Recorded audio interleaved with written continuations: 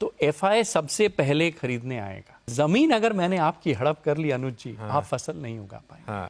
Economy के लिए बहुत गड़बड़ हो सकती है।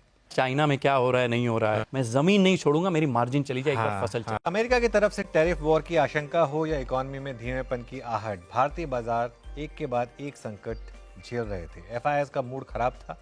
वित्त मंत्री निर्मला सीतारमण ने बजट में इकोनॉमी का मूड सुधारने की कोशिश की है। अब बाजार में एफआईआई के लौटने का इंतजार है। निवेशक इस बाजार को कैसे समझें और बाजार में इन्वेस्ट करने से पहले किन चीज़ों पर ध्यान दें जिससे उनका निवेश फायदेमंद रहे, ये बताने के लिए आज हमारे साथ जुड़ रहे हैं ईडलवाइस के प्रेसिडेंट अजय शर्मा। अजय जी अपनी खास इन्वेस्टमेंट फिलॉसफी G2G यानी गुड टू ग्रेट के लिए जाने जाते हैं। इनके पास फंड मैनेजमेंट और इक्विटी रिसर्च में 25 साल से ज़्यादा का अनुभव है। ज़्यादातर सिंगापुर में रहने वाले Ajay ji कैलिब्रियम capital, GH Whitney, CLSA और मॉर्गन स्टैनली जैसी संस्थाओं के साथ भी काम कर चुके हैं। बतौर entrepreneur Ajay ji flowering tree investment management और mangotown.in के फाउंडर रहे हैं। mangotown.in इनके दिल के काफ़ी करीब है क्योंकि ये खास ज़रूरत वाले बच्चों से जुड़ी हुई एक संस्था है। आज हम उनसे इक्विटी इन्वेस्टिंग पर बात करेंगे। Ajay ji, thank you so much for joining us. पहले तो ये बताइए कि बनारस से लेकर सिंगापुर तक का आपका सफ़र रहा कैसे? जैसे मैंने कहा कि ज़्यादातर टाइम आप सिंगापुर में बिताते हैं और बीच बीच में भारत आते हैं, तो इस सफ़र के बारे में बताइए। अनुज जी, कलकत्ते में पला बड़ा हूँ, तो प्यार और परिवार तो कलकत्ते में ही है। बनारस में ज्ञान मिला, एजुकेशन मिली, और सिंगापुर में वो सारी चीज़ें देखने को मिली। कई बार मैं कहता हूँ ना, वो क्या जाने भारत को जो सिर्फ जाने भारत को। भारत को मैंने भारत के बाहर रह के बहुत बेटर जाना है, बहुत बेटर समझा है। अच्छा। अब कोशिश ये है कि बनारस को सिंगापुर कैसे लेके जाऊँ, कि मेरी बच्चियों को मैं वो कल्चर कैसे दूँ, और सिंगापुर की जो अच्छाइयाँ हैं वो बनारस या अपने भारत में कैसे लेके आऊँ, कि इंडिया के जो प्रॉब्लम सॉल्व करने हैं वो कैसे सॉल्व कर सकते हैं। सफ़र बहुत ही मज़ेदार रहा है। सफ़र बहुत मज़ेदार रहा है, बिल्कुल। अच्छा, एक बात बताइए, अब आपने बात छेड़ी है कि जो इंडिया की प्रॉब्लम्स उन्हें कैसे दूर करूं, कुछ कोशिश की गई है बजट में दूर करने की। पहले उसी से बात कर लेते हैं क्योंकि सबसे टॉप ऑफ द माइंड वही टॉपिक रहा है। तो आपके लिए सबसे ज़्यादा जो की पॉइंट्स रहे हैं इस बजट से, वो क्या रहे हैं? देखिए, मेरे लिए अगर आप इकोनॉमी के 4 पहिए होते हैं इकोनॉमी की गाड़ी के, कंजम्पशन, सरकार, गवर्नमेंट, प्राइवेट इन्वेस्टमेंट और एक्सपोर्ट्स। पिछले 2-3 साल से अगर हम अपने पोर्टफोलियो में देखें, कंजम्पशन कंपनियां आप देख रहे थे कि रेवेन्यू भी नहीं आ रही थी, प्रॉफिट मार्जिन भी गिर रही थी। सो 2 चीज़ सरकार ने वाकई बहुत अच्छी करी है। पहला है टैक्स ब्रेक, कमाल की चीज़ है। बिल्कुल, ऑलमोस्ट 1 लाख करोड़ का टेक्निकली स्टिमुलस है इकोनॉमी को, जो मिडिल क्लास को वाकई ज़रूरत थी। So it will definitely help consumption. वाकई अच्छी चीज़ हुई है। दूसरी चीज़ जो अच्छी लगी है, इसकी जो किसान का क्रेडिट कार्ड होता था, उस पर 3 लाख की लिमिट थी, 4% में के ब्याज में आपको पैसे मिलते थे, वो भी सरकार ने 5 लाख किया है। ठीक है। सो ये 2 स्टिमुलस, मुझे लग रहा है कि कंजम्पशन का जो पहिया कमज़ोर हो रहा था, वहाँ हमें काफ़ी इंटरेस्टिंग अच्छा होने वाला है अगले 24 महीने में। कुछ चीज़ें जहाँ हमें लग रहा है कि थोड़ी और बेहतरी की ज़रूरत है, वो है प्राइवेट कैपेक्स के लिए और क्रेडिट ग्रोथ के लिए। अगर हमारी इकोनॉमी 5 से 6% रियल GDP ग्रो करती है और 5 से 6% हमारा अगर इन्फ्लेशन है, तो 12% लेट्स से हमारा नॉमिनल GDP ग्रोथ है। क्रेडिट ग्रोथ पिछले क्वार्टर में सिर्फ 10.4 था, नॉमिनल GDP से कम। भारत की इकोनॉमी के लिए ये कम है। वी नीड एटलीस्ट कि अगर GDP 12 है तो 1.5 टाइम्स हमारा क्रेडिट ग्रोथ होना चाहिए। सो वहाँ थोड़ी कमी है। मुझे लग रहा है अगले 18-24 महीने में उसकी भी ज़रूरत है, तो प्राइवेट केपेक्स भी टेक ऑफ करेगा। तो क्या RBI उसमें हेल्प कर सकता है अब जब पॉलिसी? एग्जैक्टली, यहाँ पर RBI की ही ज़रूरत है। यहाँ से सेंट्रल गवर्नमेंट बजट में ये चीज़ नहीं कर सकती। यहाँ RBI को अपनी पहल करनी पड़ेगी कि अब आप क्रेडिट बढ़ाइए। कुछ तो उन्होंने हिंट दिए भी हैं मंडे को, जो उन्होंने किया था लिक्विडिटी वाले मेजर्स में। देखिए, इस पे बहुत लंबी चर्चा हो सकती है। In short, as an FII, credit growth की बहुत ज़रूरत है भारत को। अब देखिए, अगर कंजम्पशन का इंजन चलना शुरू हो जाता है, तो आज मैं एक व्यापारी हूँ, मुझे दिख रहा है कंजम्पशन मेरा बढ़ने वाला है, यहाँ पर स्टिमुलस आया है, तो मैं नए कारखाने लगाऊंगा। कारखाने लगाने के लिए मुझे बैंक से लोन चाहिए। सो एवरीथिंग, देन वो एक अच्छी सी वर्चुअस साइकिल शुरू हो सकती है। तो विशेष साइकिल से वर्चुअस साइकिल में बहुत ज़रूरी है। हाँ, बहुत ज़रूरी है, बिल्कुल। तो इस बाज़ार की एक पेन पेन तो एक्चुअली अर्निंग्स ग्रोथ रही है, क्योंकि उसके बाद बाकी सब तो सिम्टम्स हैं। बिल्कुल, तो एफआईएस सेलिंग जैसे फॉर एग्जांपल हमने रिकॉर्ड एफआईएस सेलिंग देखी है, काफी हद तक हमने उसको पचाया, लेकिन उसके बाद पिछले 3 महीने में तो रिटेल ने भी ऑलमोस्ट हाथ खड़े कर दिया कि नहीं अब इससे ज्यादा नहीं हम कहाँ ऑब्जर्व से कर पाएंगे, करें? है ना? तो क्या थोड़ा सा भरोसा लौटेगा एफआईएस का? देखिए, एफआईआई को आपको लंबे समय में उन्होंने क्या किया है वो समझना पड़ेगा। तो अगर आप चार्ट दिखाएं, मैं आपको बता दूंगा कि अगर मैं जैसे मैं बहुत सारे हम मित्र हैं, एफआई पैसे मैनेज करते हैं, हमारे जो बाहर के फंड है वो यूएस एंडाउमेंट फाउंडेशन हैं। तो सबसे पहला ये चार्ट है, ये है निफ्टी का 20 साल का रिटर्न 31 जनवरी 2005 से 31 जनवरी 2025, 20 साल। निफ्टी ने 14.5% रिटर्न दिया है रुपी में, ठीक है। लेकिन अगर आप अगला ग्राफिक देखें, ये निफ्टी का है, नॉट ये निफ्टी, मैं सिर्फ इंडेक्स लेवल पे बात कर रहा हूं। डिविडेंड को अगर वो कर दिस ले इज तो टोटल रिटर्न। ओके, ठीक है, ब्लूमबर्ग का ये जो चार्ट है ये टोटल रिटर्न चार्ट है, ठीक है। हाँ। लेकिन अब आप इसका अगला चार्ट देखेंगे तो वो हमारे रुपए का चार्ट है। हाँ, जब मैंने अपना करियर शुरू किया था रुपया 40 रुपए का, बिल्कुल।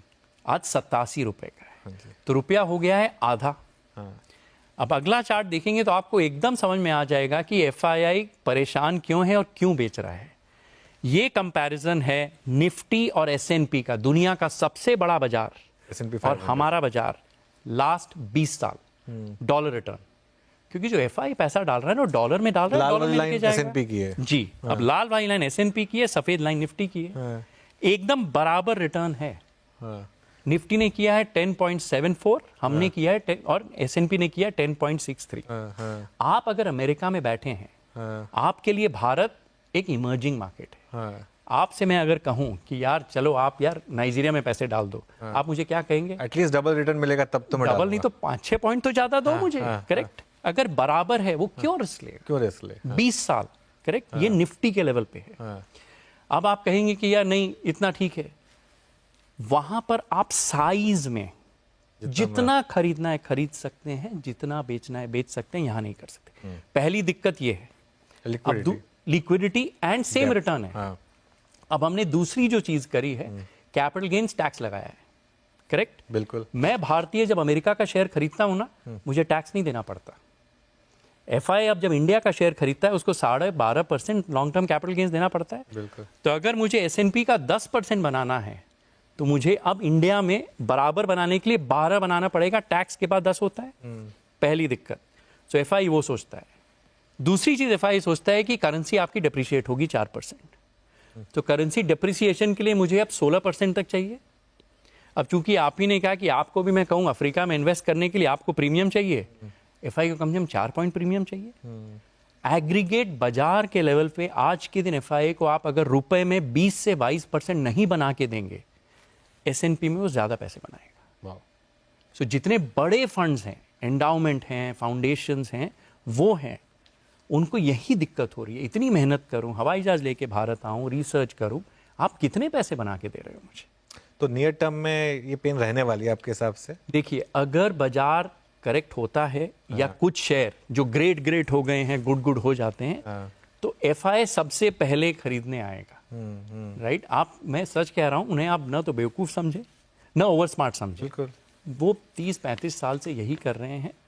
हमें भी चीजें सस्ती मिलेगी, हम भी खरीदेंगे। सबका इवेंचुअली वही ग्रीड एंड फियर है, मतलब बिल्कुल। वो हमारे लिए वो एफआईज हैं, वह है तो वो भी इंसान ही। इंसान, इन्वेस्टर, उनका भी दिल है, उनका भी मस्तिष्क है। और मैं आपको एक और चार्ट दिखाता हूँ, बहुत रोचक चार्ट प्यारा है। हाँ, जैसे अब लोग कह रहे हैं यार चाइना में क्या हो रहा है, नहीं हो रहा है, ठीक है। अब ये एक कंपनी है चाइना की, पिछले 5 साल में हांगकांग का इंडेक्स नहीं, एक बुरी तरह गिरा है। आप देखिए अनुज जी, ऑलमोस्ट 10% डाउन है। मंदी के बाजार में ये शेयर 32% कंपाउंड किया है, 32%।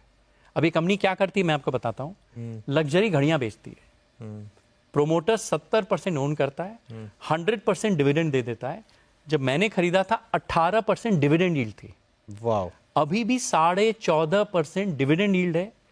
महंगी घड़ियां बेचता है, हर साल घड़ियों के दाम बढ़ते हैं, 10 से 12% टॉप लाइन बढ़ती है। तो आपको बॉन्ड से बेटर रिटर्न मिल रहा है इन एन इक्विटी। कौन सी कंपनी है ये?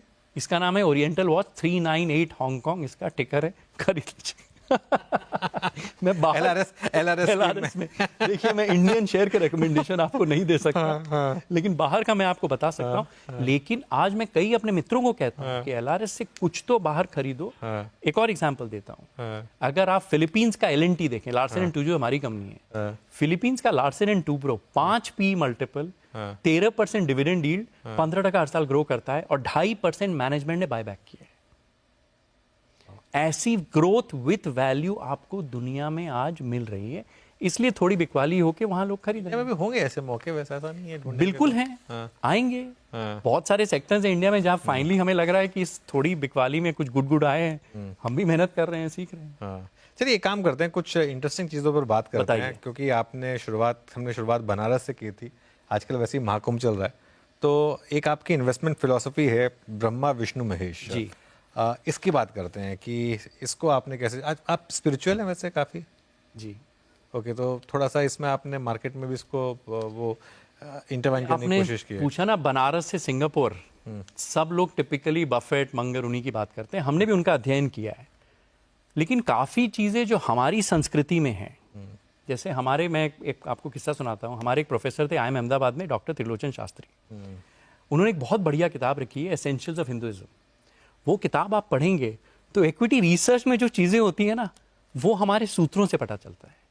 जैसे एक 4 चीज़ें उन्होंने सिखाई थी, एक होता है प्रत्यक्ष, जो चीज़ें आपने देखी हैं, एक होता है अनुमान, एनालिसिस करना, एक होता है प्रमाण, और एक होता है शब्द कि फलाने ने, वो ट्रस्टवर्दी इंसान है, उसने कह दिया तो अच्छा ही होगा।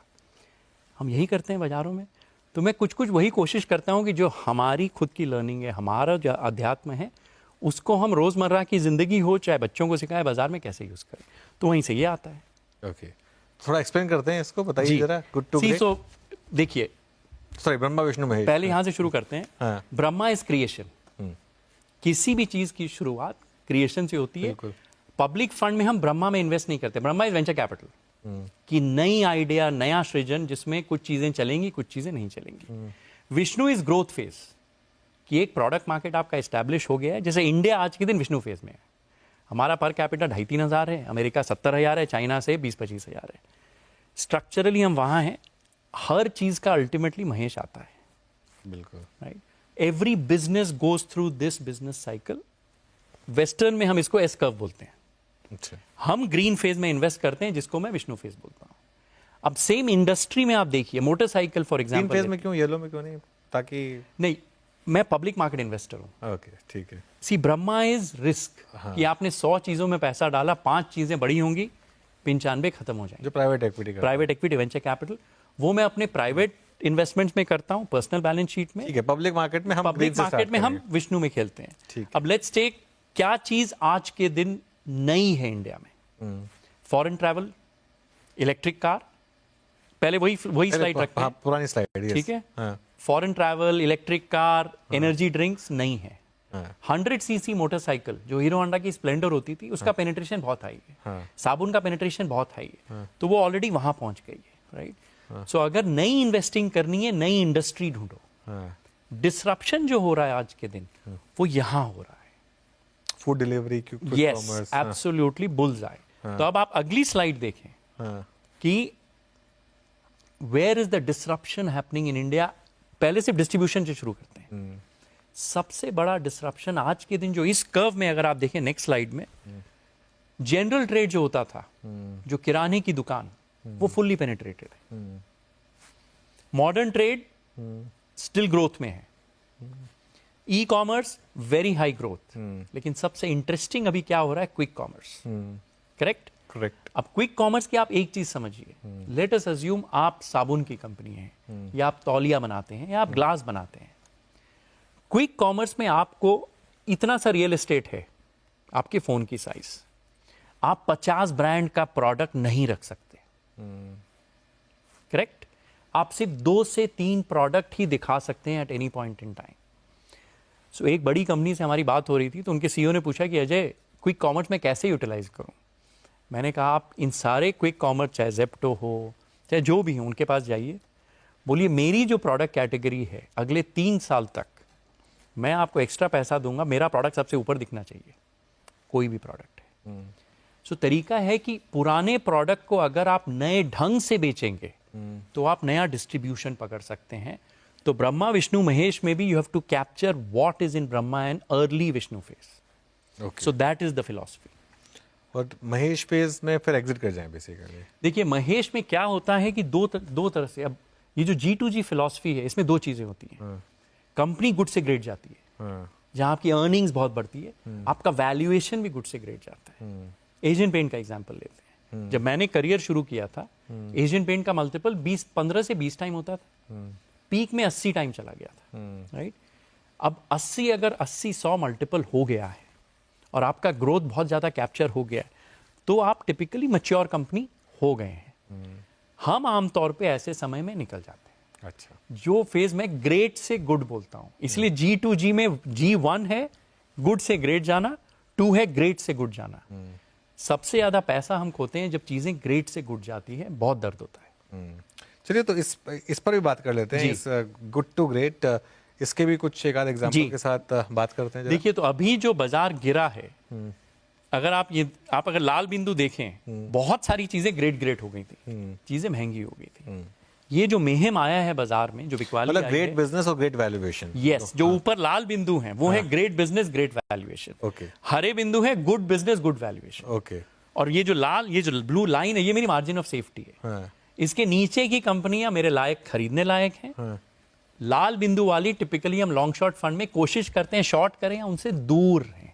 अच्छा, तो ग्रेट वैल्यूएशन आपका मतलब है कि बहुत महंगी हो गई है. देखिए तो वैल्यूएशन, देखिए it's not a perfect science. हम क्या करते हैं, 4 भाग में बांटते हैं कंपनियों को. ग्रॉसली ओवर वैल्यूड, जिसको मैं बोलता हूं पिकासो या वैन गॉग मल्टीपल. अब 100-200 मल्टीपल अगर हो गया है, उसमें आपकी श्रद्धा, आप जितना देना चाहें. हम टिपिकली 50 मल्टीपल के ऊपर अपने पोर्टफोलियो में कोशिश करते हैं चीजें न रखें जब तक आपका ग्रोथ भी 50% नहीं है. Grossly over valued, under valued, grossly under valued, 4 भाग में बांटते हैं. उसी से हमारा ये जो वैल्यूएशन वाली चीजें आ जाती है. कंपनी का लेवल है कि कितनी बड़ी हो गई है, क्या रिटर्न ऑन कैपिटल है, लीडर है कि नहीं, ये आमतौर पे स्टैंडर्ड है. इसमें मैं कुछ नया नहीं कर रहा हूं. वैल्यूएशन में हम बहुत अलग काम करते हैं. तो इस समय आप ये गिरावट से पहले की लाइन है या फिर? हाँ, तो गिरावट से पहले के बिंदु ये वाले हैं. अब गिरावट के बाद मैं ब्रॉडली आपको बताता हूं क्या हुआ होगा. अगर आप एक और स्लाइड करें, ये देखिए, अगर आपने नोटिस किया कुछ बिंदु आए हैं. हाँ. तो मेरा काम यही है, हमारी टीम यही दिन भर यही करती है. ये जो 5000 बिंदु हैं, ये कैसे डिस्पर्स हो रहे हैं. बट ये कंपनी अभी भी ग्रेट है या नहीं? जैसे फॉर एग्जांपल, मैं एक एग्जांपल, आपने एशियन पेंट्स की बात की. अब बहुत लोग सवाल पूछ रहे हैं कि अब Asian Paints as a business great है या नहीं है. वैल्यूएशन तो दूसरी बात है. चलिए, तो देखिए 2 साल पहले फरवरी 2023 में बिरला जी ने अनाउंस किया था कि वो 10,000 करोड़ रुपया डालने वाले. बड़ी जो कंपटीशन आई थी. हाँ. उन्होंने सिर्फ अनाउंस किया था. हाँ. तब मार्केट की थिंकिंग क्या थी कि आज तक पेंट्स को कोई नहीं हिला पाया, कोई कुछ नहीं कर पाएगा. हमारी थीसिस, जिसका मेरी चर्चा भी हुई थी आपके शायद 2 साल पहले एक वीडियो में. हमारी थीसिस बहुत सिंपल थी. 20,000 करोड़ की फैक्ट्रियां लगी हुई है पेंट में बिफोर बिरला जीज एंट्री. 20,000 करोड़ का आप इंडस्ट्री स्ट्रक्चर देखिए. 11,000 करोड़ एशियन पेंट का था. ठीक है, अगर बड़ी झील है, एशियन पेंट एक वेल मछली थी, बर्जर पेंट एक समझ लीजिए आप शार्क थी, Akzo Nobel and so on 3-4 dolphins थी. 30 साल तक कोऑपरेटिव ओलिगोपोली थी. एशियन पेंट जो करते थे 24 घंटे बाद. पहली बार हुआ है एक बड़ी कंपनी आती है, सीधा 10,000 करोड़ लगाती है, 6 फैक्ट्रियां लगाती है, 155 डिपो लगाती है. सप्लाई आपने 50% बढ़ा दी, डिमांड आपकी 10 से 12% ही बढ़ने वाली है. Correct? Something will give in. इसी थीसिस पे हमने कहा कि एशियन पेंट कंपनी अच्छी ही रहेगी, वो फिर भी राजा रहेंगे, लेकिन 42% जो उनका मार्केट शेयर है, अगर उनको 42% मार्केट शेयर रखना है, प्राइसिंग कम करनी पड़ेगी. जैसे हमारे मित्र हैं तेजस, उनकी बहुत अच्छी है, उन्होंने मेरे को एग्जांपल दिया था. जमीन होती है आपकी मार्केट शेयर कंज्यूमर में, फसल होती है आपकी मार्जिन. जमीन अगर मैंने आपकी हड़प कर ली अनुज जी, आप फसल नहीं उगा पाएंगे. कंज्यूमर कंपनी को जमीन रोक के रखनी पड़ती. मैं जमीन नहीं छोड़ूंगा, मेरी मार्जिन चली जाए, फसल चली जाए. अगर एशियन पेंट को मार्केट शेयर रखना है, मार्जिन का सैक्रिफाइस करना पड़ेगा. कल ही नंबर आए हैं, वही है. टॉप लाइन 6% गिरी है, मार्जिन गिरी है. तो हमारी थीसिस थी कि 55 से 60 रुपया जो एशियन पेंट का ईपीएस है, कि एशियन पेंट्स की टॉप लाइन और बॉटम लाइन गिरेगी, मतलब एक ऐसी कम ग्रो होगी वो सोचा होगा, लेकिन गिरेगी तो मतलब। हमारी थीसिस वही थी कि यार 60 रुपया ईपीएस 3 साल नहीं रहेगा, हाँ 60 का गिरेगा फिर वापस आएगा। मुझे लग रहा है 18 से 24 महीने में एक नया इंडस्ट्री स्ट्रक्चर एस्टैब्लिश होगा, मार्केट से एस्टैब्लिश हो जाएंगे, फिर दोबारा ये कम गुड टू ग्रेट फेज में जाएगी। अभी ग्रेट से गुड जा रही है। हम करते हैं, एक दो तीन चीज़ें डिस्कस करते हैं। आप हमेशा एम्बेसडर कार का जिक्र करते हैं जी, तो काफ़ी लोग कहते हैं कोडैक मोमेंट जो है वो थोड़ा थोड़ा आज इसी पुड़िया पे बात हो जाए। कौन सी कंपनी या सेक्टर इस समय उस कोडैक मोमेंट के थ्रू जा रहे हैं? देखिए ये थोड़ा विवाद वाला विषय है, इस चीज पे मैं काम कर रहा हूं। ओके अभी मैं सिर्फ आपको बता के जाऊंगा कि जो मेरी सोच है, भारत का टोटल आईटी सर्विसेज एक्सपोर्ट्स करीब अनुज जी $250 बिलियन है, ओके ऑलमोस्ट 7-8% ऑफ जीडीपी।